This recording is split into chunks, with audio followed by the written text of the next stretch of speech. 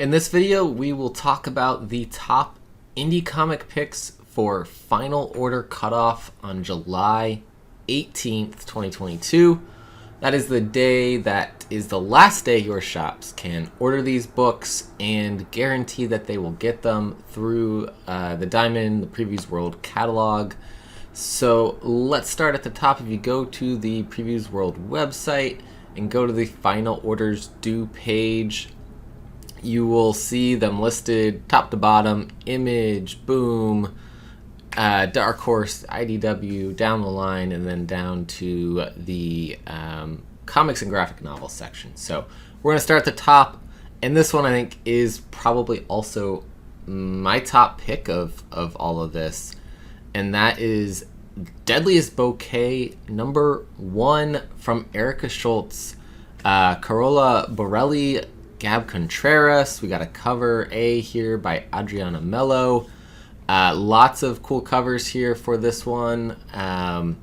But I've read this comic. I should have grabbed this before, but it's around here somewhere. Here it is.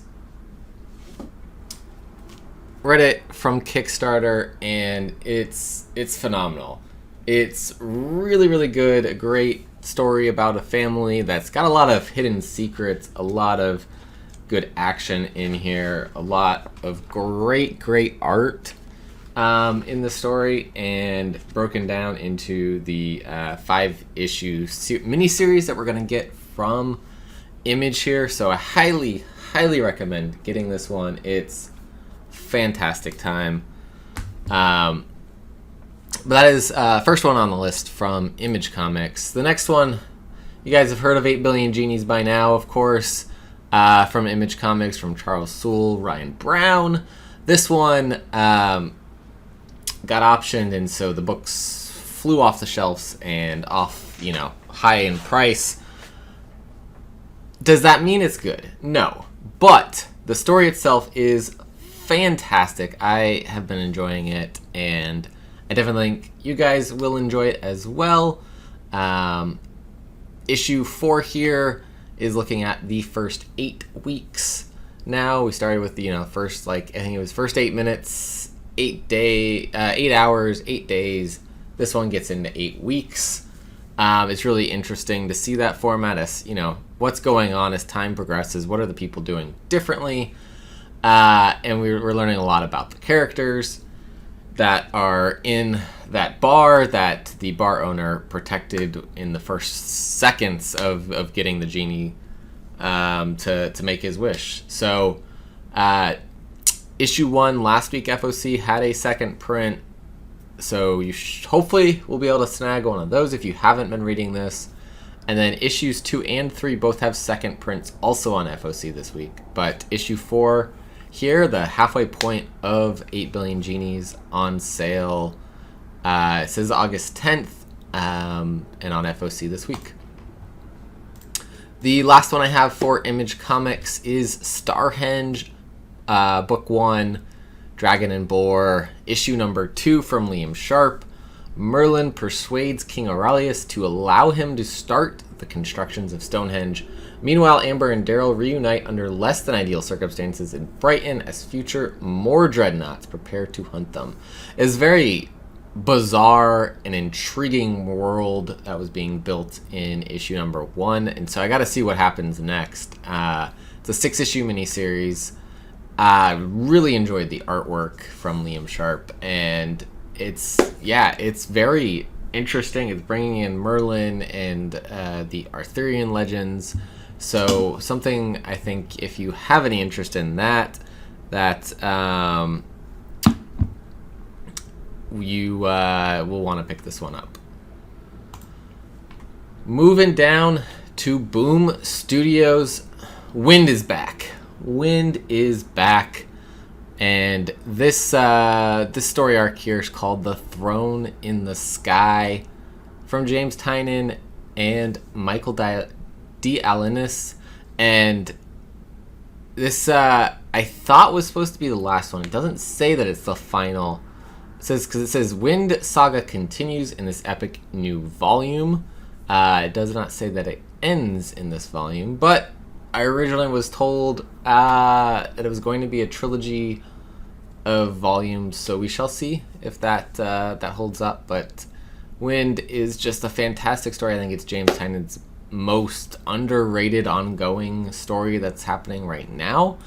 And so definitely want to check this one out. If you haven't already, there's 2 volumes out.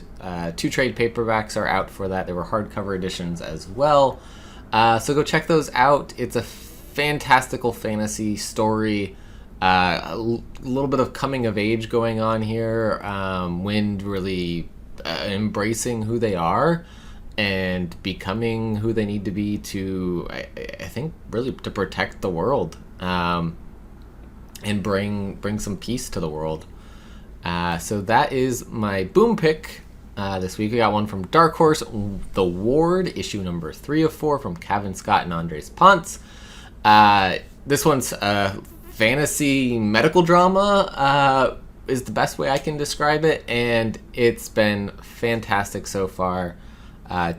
First 2 issues I really enjoyed, and we'll be moving on to issue 3 here. Going down to the comics and graphics novels section, we've got from Aftershock Comics, Astronaut Down, number 3, from James Patrick and Rubine, as well as Valentina Brisky, Carlos Mangual. The first 2 issues of this, again, fantastic. This sci-fi story about saving the world, but by transporting your consciousness into other versions of yourself is really cool. And the kind of the twist and all that is that he gets there, and now in this world his wife is alive, and like, how do you walk away from that? I think is the big issue for our astronaut Douglas. And I mean, they wasted a human life. I don't know about wasted, but sent someone else to send him a message, and that cost that person their life. But it's crazy stuff going on. I love this world that James Patrick and Rubine are building, so highly recommend this one from Aftershock Comics as well. And come on, guys, Barbaric Axe to Grind number 1. We're headed back into a new volume of Barbaric. We just had the one-shot come out. I have not been able to go get that yet because I have been in quarantine from COVID. But volume 2, I'm betting, is just picking up from some of the craziness that we left off in volume 1. I love Owen and I love Axe and their relationship.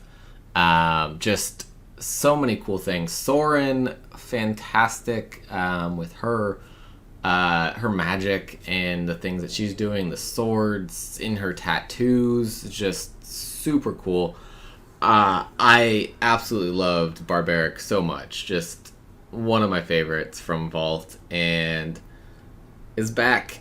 Is going to be better than ever. Is going to be more barbaric, I'm sure. And it's another one up there with Deadliest Bouquet that I think new books on FOC that you have to order.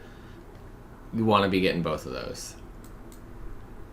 And moving on to another Vault number 1 that is on here also, Dennis Hopeless and Victor Ibanez bringing us Heart Eyes number 1.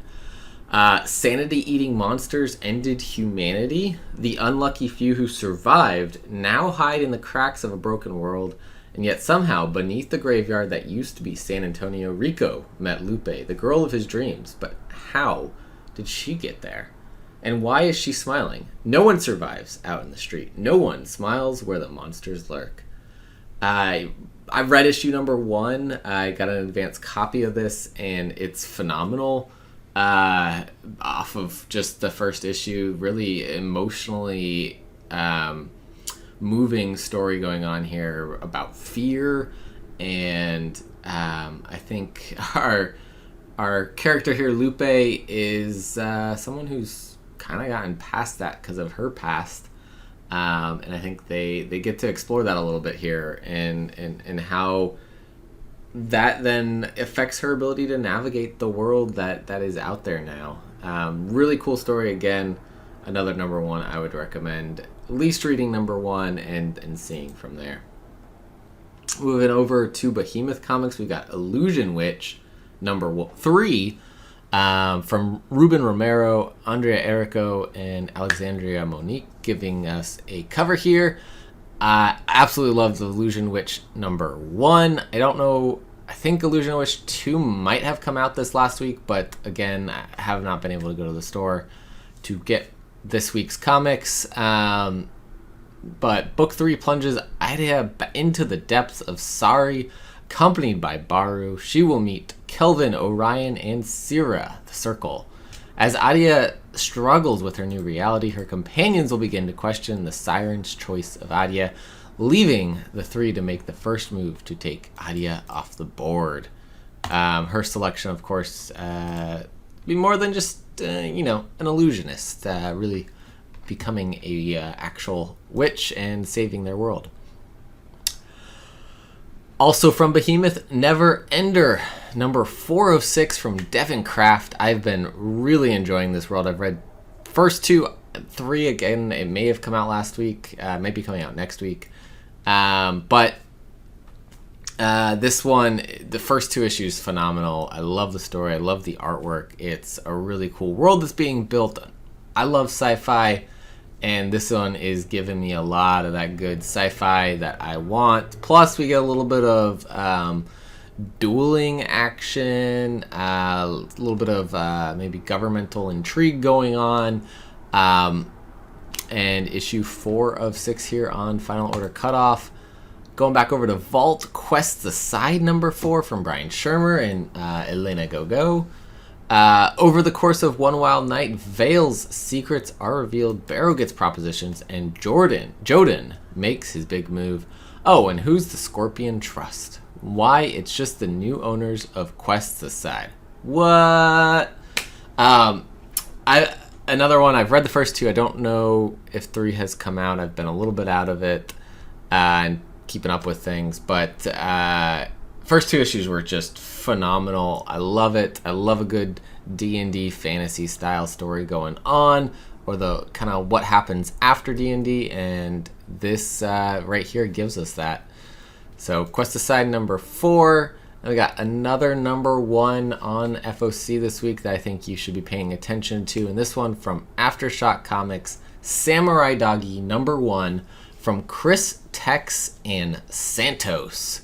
During the 4th War of the Sun, a small dog named Doggy experienced an irreparable trauma.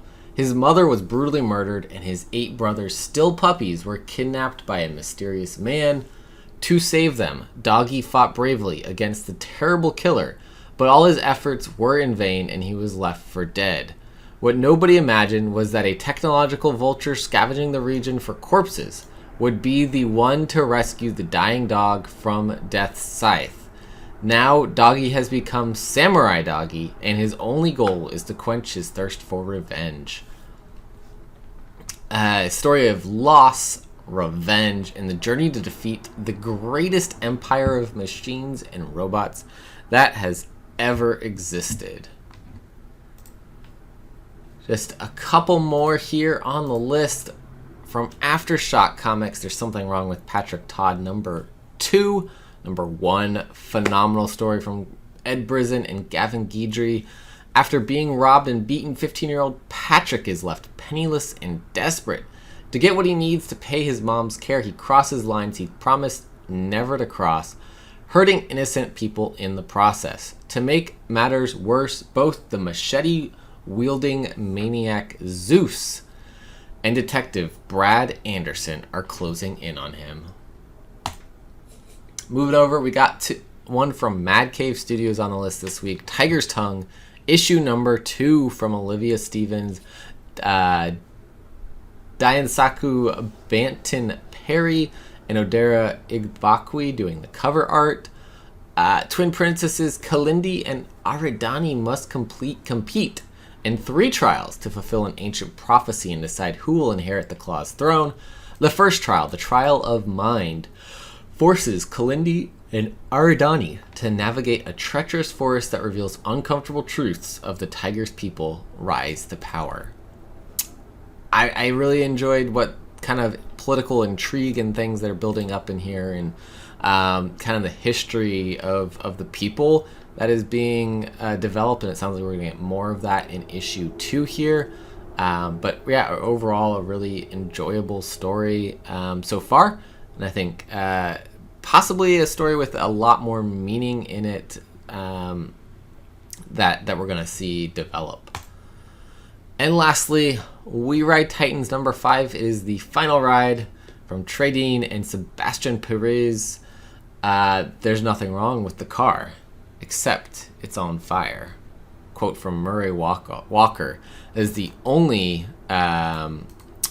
thing in the description for this issue. I'm just confirming that issue 5 is the last one, and it is last one in Previews World anyways. So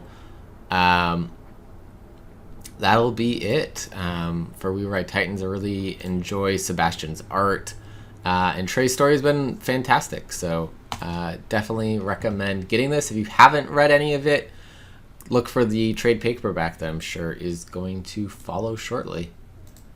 And that is it from me for Final Order Cutoff picks for Indie Comics for this week. Thank you all for watching. As always, collect what you love. See you next time.